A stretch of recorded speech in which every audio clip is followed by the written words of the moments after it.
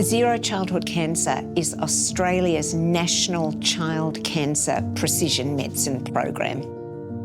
It was established coming up to 8 years ago now to address the challenge that every child and every cancer is different, and that having a one-size-fits-all approach to treating children with cancer simply doesn't work.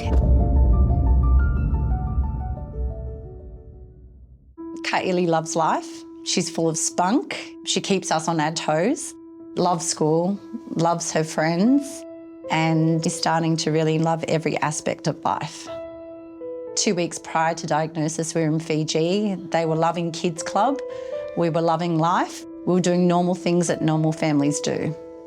It wasn't until we came back from Fiji 2 weeks into being home that she complained of having a tummy ache. And within a day or two, she was passing blood in the toilet bowl, that we knew something wasn't right.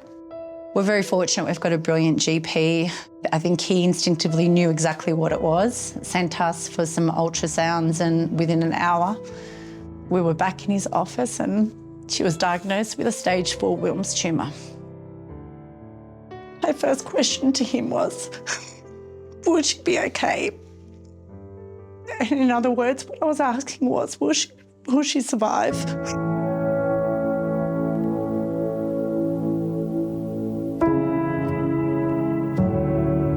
She sort of had an 8-week course of chemo after having a biopsy to reduce the size of the tumour because it had almost taken up her whole kidney, and it was quite risky to actually undergo surgery and take that out straight away.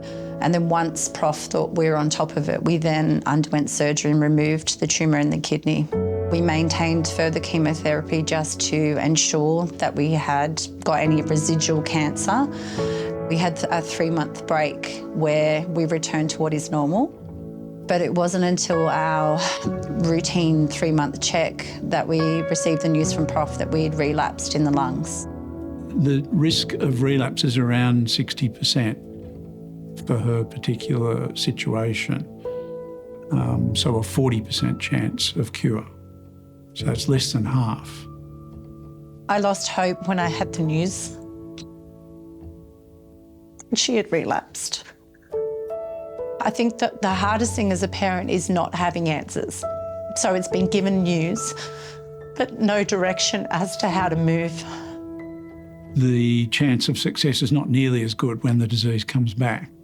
There are conventional treatment methods, radiation, chemo, etc., to cure the patient, but the success of those treatments, and so the resistance of those cells is a lot higher and the success is lower. And so that's where Zero came in, and we began then on a pathway analysing her tumour tissue. So we need to identify safer, more effective treatments. And what we believed is that the way that we could do that was by very comprehensively analysing every child's tumour, working out the genetic composition of that tumour, working out the biology of the tumour and how that child's tumour responded to various cancer drugs. And in this case, the testing identified particular drugs where her tumour cells responded to them and not to any others.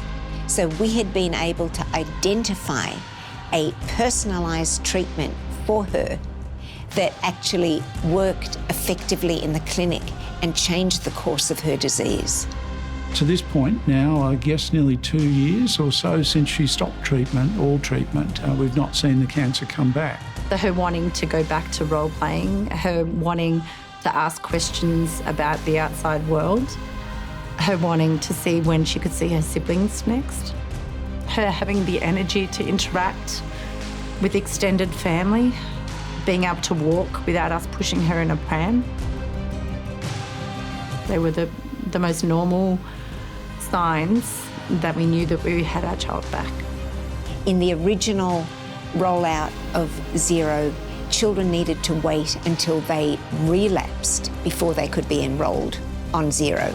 Now, every child will have the opportunity to have their personalised treatment recommendation given to them at the very beginning of their cancer journey.